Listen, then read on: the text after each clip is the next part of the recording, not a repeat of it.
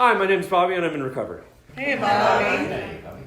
I want to welcome you to this two-part talk and ritual as part of, for posterity's sake, the first Pagans In Recovery Retreat here up in Blue Ridge, Georgia.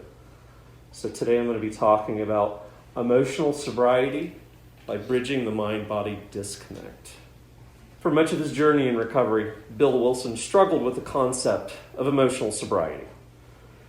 Some 70 years ago in a private letter, which was then republished in the article, The Next Frontier, Emotional Sobriety, I'm sure some of you may have heard of this.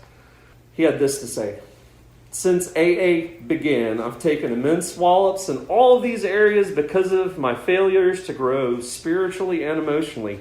These areas that he is referring to in the article are engaging in improving seeking behaviors, demanding others provide him with a sense of security, and pushing unrealistic romantic expectation on his partners. Because if you're not familiar, the concept of 13 stepping started with Bill. None amongst us have, we're not saints. I think that's how that goes, right? He goes on in the letter to say, "We have found ourselves unable to get off the emotional merry-go-round. It's the problem of life itself for all of us who've got to the point of real willingness to hew to right principles in all of our affairs. Even then, as we hew away, peace and joy may still elude us. How shall our unconsciousness, from which so many of our fears, compulsions, and phony aspirations still stream, be brought into line with what we actually believe, know, and want out of life?" You find this in the Grapevine. You can go and look it up online. It's, as I said before, The Next Frontier, Emotional Sobriety. Privately written in a letter in 1952, right around the same time as he was working on the 12 Steps and 12 Traditions, and then later published in the Grapevine, first in 1958. Now, as a pagan and a modern person in recovery, I read through that article, and I also reflect on my own journey in recovery and my struggles with emotional sobriety over the past decade. And there's some similarities between his story and mine. Emotional sobriety can feel very, very elusive. And I'll be telling my story later on this evening, and I'll go into more detail there, talking about what that journey has been like. And hopefully you hear something that you can go and relate to. But it's been this up and down roller coaster for me over the past dozen plus years. Further into the letter of The Next Frontier, I keep thinking of Star Trek. I go and look at this letter in particular. He goes and talks about being crippled with demoralization, with his depression, possibly him being bipolar, not being diagnosed, certainly manic episodes, and the ongoing difficulties around infidelity that I alluded to a minute ago. So what then is to be done, right? Bill Wilson talks about this ethos in the prayer of St. Francis. And if we look at the teachings of St. Francis of Assisi, I see a philosophy and a spirituality that on one hand pushes things that are very, very useful, which is rather than go and focus in on and become lost in my own selfishness, to turn outwardly and to go and connect with another person. I think that this is only half of the equation. It seeks to go and push this idea of the denial of the self and denial of the flesh. In the best manifestation of it, it is the ego detachment. And the worst manifestations of it is denial of the needs. And what I need is just that. What is it that I need to go and be happy, joyous, and to live a life of fulfillment if I am denying myself of my basic needs and turning away from them? I'm not living a life full of recovery. But let me circle back here to go and make it hopefully clear that I'm not advocating we toss the recovery baby out with the bathwater. We begin our process of emotional regulation and finding emotional sobriety by first engaging in abstinence and learning the discipline and the behaviors which we will need to not go and turn to that first drink. And please understand, I'm speaking in a language of Alcoholics Anonymous, but this can certainly be applied to codependency and process addiction, right? That we're not engaging in our primary addiction.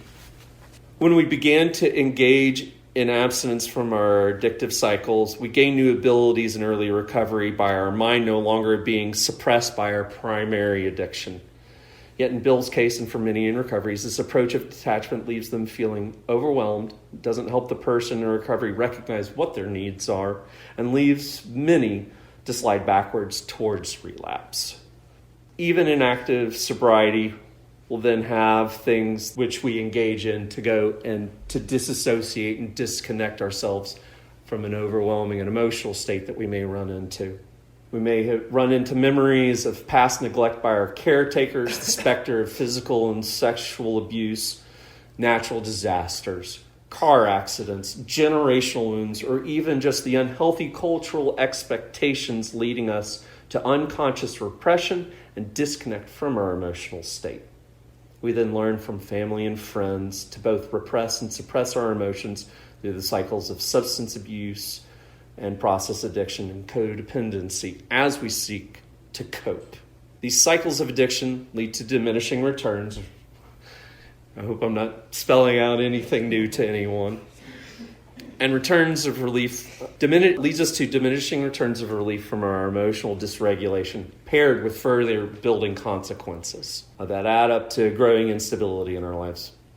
As we get into recovery, the community that we connect in with here in Pagans in Recovery and other 12-step fellowships shows us new effective ways of living that provide peer support from fellow individuals, also focused on achieving lasting recovery. This leads us to where I hope we'll start off today. Pagans in their recovery program seek to find emotional sobriety after developing the new simple skills that turn into greater emotional self-awareness, resilience, and sobriety, right? Like we first learn new emotional regulation by going and stopping, of going and admitting the powerlessness over the situation that has kicked our butts over and over and over again. Sex, drugs, drinking, eating, codependency, you take your pick. As individuals, we've gone and made this recognition that it's not working anymore for us. We get no relief from it, and it's why we turn to it in the first place. And it has consequences that keep stacking up and that are insurmountable and demoralizing. So when we stop that process, we get some relief out of that.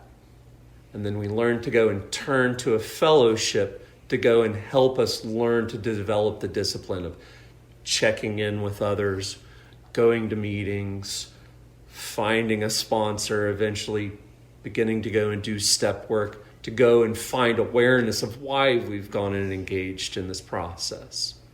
And it goes and provides relief for many people, but for some of us, we go and run into challenges. And it's not going and providing us the relief that we really, really are seeking and had hoped for. If you go and read in Bill's story, as I mentioned before, some of it's in that letter. He continued to struggle until the end of his life with chronic depression, with manic episodes, and did not find in some avenues of his life relief from these things. And so what I propose is an addendum in through certain practices to go and enrich aspects of our recovery and to go and employ some simple exercises, and certainly as pagan individuals, amending how we look at prayer and magic and ritual to go and further enrich emotional resilience, awareness, and sobriety. Who knows who here, who Evie Thatcher is, and who Roland was, and who Carl Jung was, right? And you're at least passingly familiar with how that played out in Alcoholics Anonymous' history. All right, well, if you're not, and for the sake of anyone listening, Much of the inspiration for how spirituality works within Alcoholics Anonymous originally came from Carl Gustav Jung and his work with one of his patients. And that information then eventually getting passed on to the founding members of Alcoholics Anonymous. So I mentioned Carl Gustav Jung. Until you make the unconscious conscious, it will direct your life and you will call it fate. As people in recovery, we may still be engaging in behaviors that allow us to go and avoid going into the dark and sitting with our emotions. Netflix binging, playing video games to excess, comfort eating, codependent behaviors. And this is not necessarily even something that we need to go and I'm not identifying things that we necessarily need to have gotten into some other program for, but like, what are we doing to have gone and avoided our feelings? Avoiding family through working excessively, problematic spending, doom scrolling. Who's done that here during the pandemic? Just there's some overwhelming, terrific, awful thing, and we just got to keep moving our thumb to be updated about the thing that's not going to get changed by going and doing that. Anxieties and depression that never cease, and our stress and fatigue levels build. I don't bring these things up again, as I say, to shame anyone for indulging in them, yet that these can be indicators of what I'm trying to go and talk about. That just below the surface, unnamed emotions roll within us as we struggle to articulate what our unmet needs are. Or that we may not even know what's going on, but we know something's not quite right.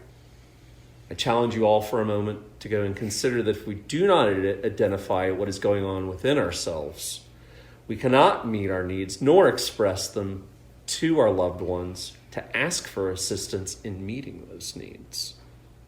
Yet also the converse of this is true. If I can voice what emotions are within me, I can then begin to go and meet the needs of the child within. While feeling these emotions can sometimes be uncomfortable or very uncomfortable, especially at first, they are the appendages of our intuition. Example of this would be, if I cannot feel anger, then I cannot set boundaries. If I have been taught it's not acceptable for me to be angry, if I got told or if I was shut down before I was angry, if I got yelled at and scolded for getting upset about something, how can I go and set boundaries to go and keep myself safe? And again, the converse of this is true. If I can allow myself to be angry in a healthy and balanced way, rather than it coming out sideways, because it's gonna, then I can work to go and set boundaries that keep me safe in situations which remind me of past dangers. Now, this reminds me of a good definition of something vital yet often undefined within recovery. Who's read through the big book and felt that they had a good understanding of what meditation meant? Not bad. Okay, so one hand out of the room. Well, I understand what meditation is, but not because I read it in the big book. So I'm not sure what your question is. Right, I'm asking if people have found that challenging on where, it's stressed and we understand that it's important. That's certainly what I have come to understand. Yet, for me and the people I've worked with and the people I've talked with, it's often left very ambiguous what exactly, and I think maybe the idea behind that is it was left ambiguous and open-ended for the individual to go and find what was effective for them in their recovery when it came to meditation. Please, let us all work together to go and dispel the unrealistic illusion that some of you may have around this concept of meditation.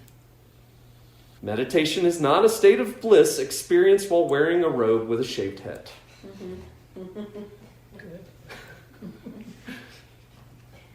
If that is the idea of like the pinnacle of what you think meditation is, I think that you're setting yourself up for failure. If that were the case, I know that I would just go and change my haircut and bliss out in a yoga posture all day long. I'm reminded of Aleister Crowley's cone and direction upon approaching meditation. Sit still, stop thinking, shut up, and get out. And I would offer this interpretation to you on those words. Be with yourself. Sit with the experiences seeking to be heard within you. Do not abandon these experiences within you as has happened to you, right? These things that are rolling around inside of you potentially.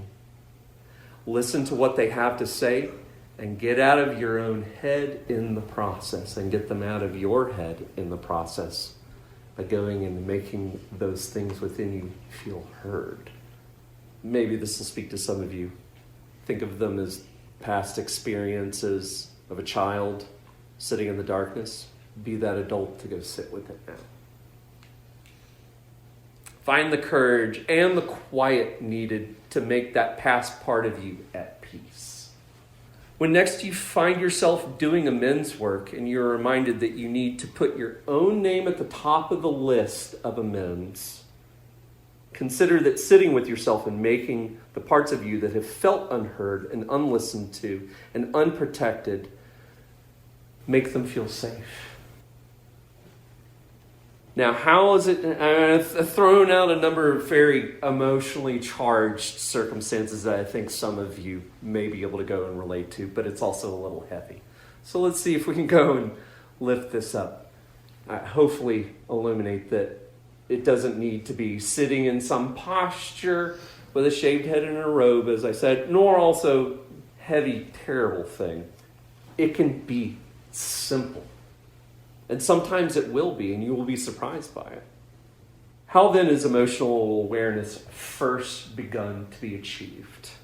Sometimes it's as simple as recognizing sensations within your own body, acknowledging it to yourself, and possibly just going and saying out loud, I feel a tightness in my chest. I was clenching my hands after that interaction or that meeting. My stomach is feeling queasy after having that argument. I feel like I have something caught in my throat because they caught me. I feel butterflies in my stomach after talking with them. That this is not just a negative thing. This can be a happy thing. These sensations. My chest is swelling with pride at seeing them go and accomplish that. How many of you are parents and have seen your children go and start to do for themselves and you felt something? Was there a physical sensation that went along with that? Yeah. Okay.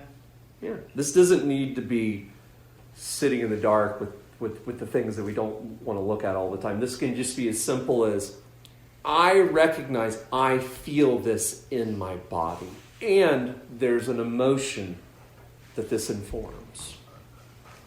The act of giving voice to these bodily sensations, the technical term is somatic responses. Please go look up what else. There's a wealth of information on using somatic responses. Identifying these sensations, these somatic responses, builds up and informs our emotional understanding of ourselves. Eventually, this will lead to seeing the underlying driving emotion in a situation.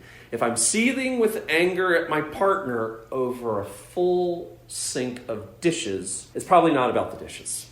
Do I go and ask myself when I see those dishes and I get the stress headache across my forehead and in my temples?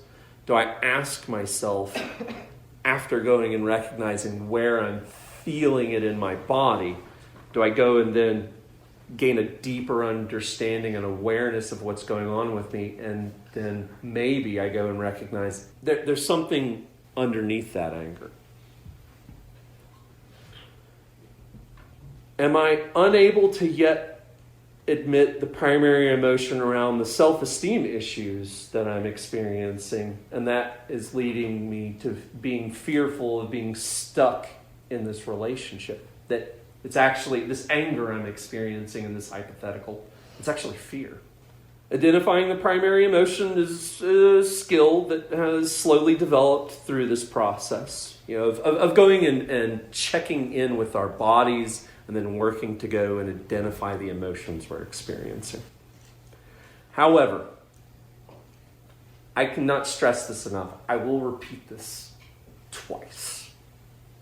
Working to understand and identify an individual emotional state is done with our peers. I will repeat that. Understanding our emotions is something, our individual process is done by checking in with the support of our peers.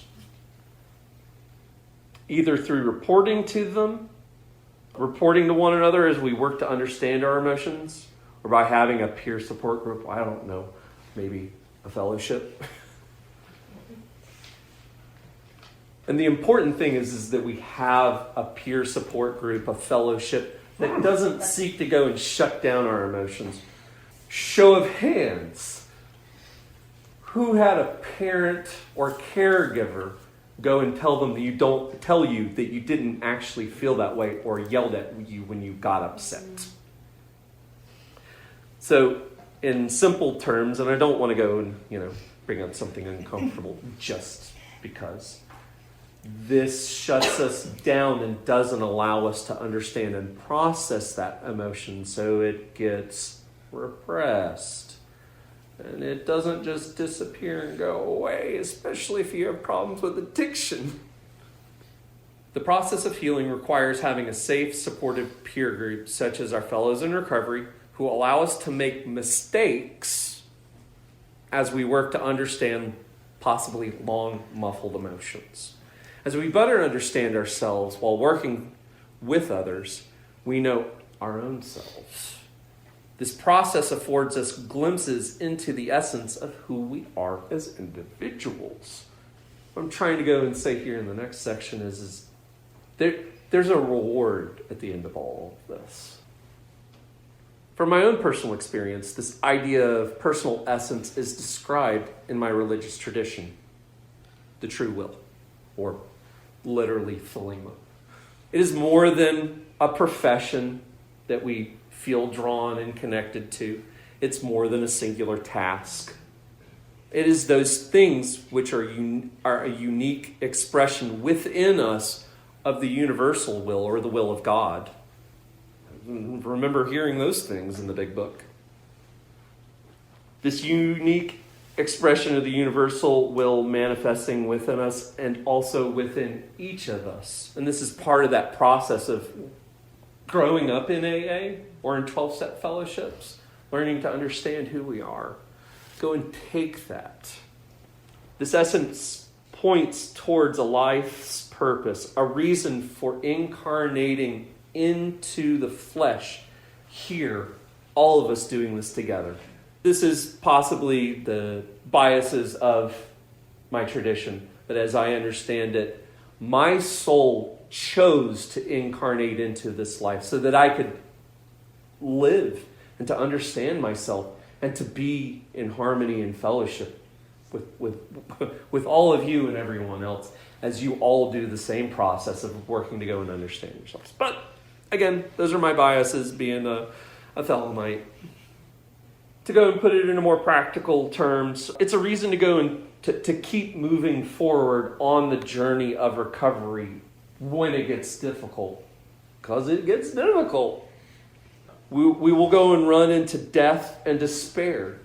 This idea of how I'm seeking to go and express myself as an individual and how all of us are working to go and express ourselves in this way, and that we share in the joy of self-discovery of why we get up in the morning, right? Why even go and be sober, right? Like I think that this is what the concept of true will, as I understand it, what it's pointing to. It's a reason to go and look for gratitude when life on life's terms is kicking us in the butt. We'll close all of this with some soothing balm on our souls. And hopefully we can, each of us, go and find out that there's some relief. Because I've talked about some heavy stuff here. right? And sometimes recovery's heavy. I mean, if it was all the time, I don't think that we would do it, right? I want to go and share with you some of the things I've found have worked. I encourage you to go and find what works for you. If you like a framework, or you draw from frameworks, pieces of it that you resonate with, and you incorporate it on your own, by all means. Identifying emotions will be stressful sometimes, and so the process of addiction recovery demands that we develop new coping skills and new self-soothing exercises. Thankfully, we can turn to our ancestors and to the traditions of the past for answers on how best to go and move through difficulties. I'll posit to you breathing and chanting in specific ways, and nothing complicated. If you're sitting here right now and you're breathing, and you can go and hum a tune to yourself, you can go and do this. Yoga and the chakras give us a framework to work within, a roadmap for recognizing our emotions and for soothing them, an exercise to relieve, recenter, and balance ourselves. Additionally, these exercises increase vagal nerve tone. The vagus nerve runs down the front midline and down the back, the anterior and the dorsal.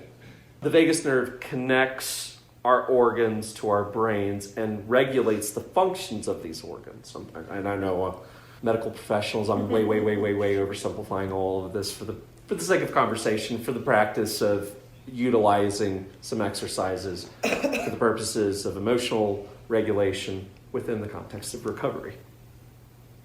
The vagus nerve, and again, another thing to go and look up, polyvagal nerve theory, are lengthy and rich topics.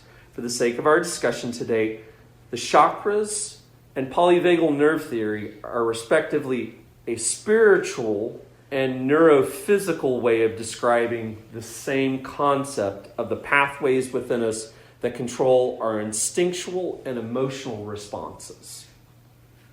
If you're a person in recovery looking to understand your emotions, to build resilience, and rebound more quickly after stressful events, rather than seeing your emotions as a chaotic internal enemy that you don't know when it's going to climb on top of you next, I implore you to follow this pattern along with me. And the ritual that we do, we will engage in here in a minute. We'll go and demonstrate it. Find the pattern, how it works best for you. That's all I'm suggesting, really.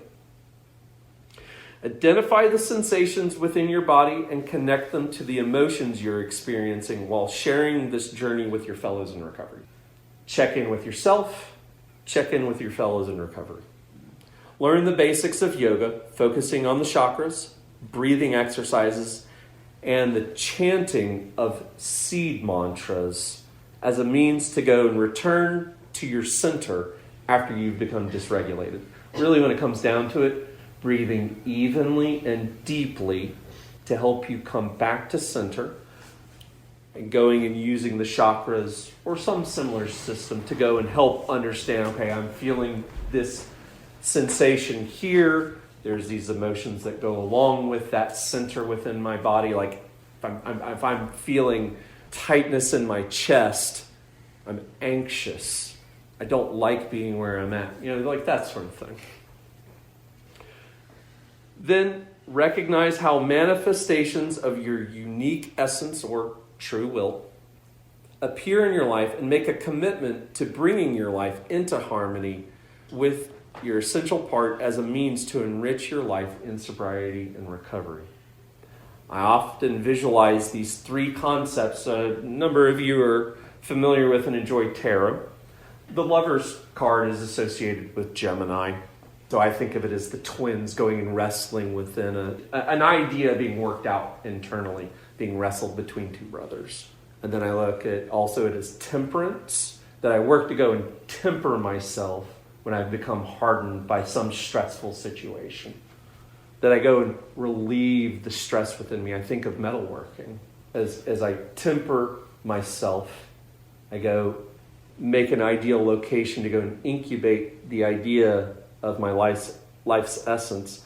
And the World card is a good way of going and visualizing that. showing this idea coming into existence. In some traditions, tarot cards are associated with letters.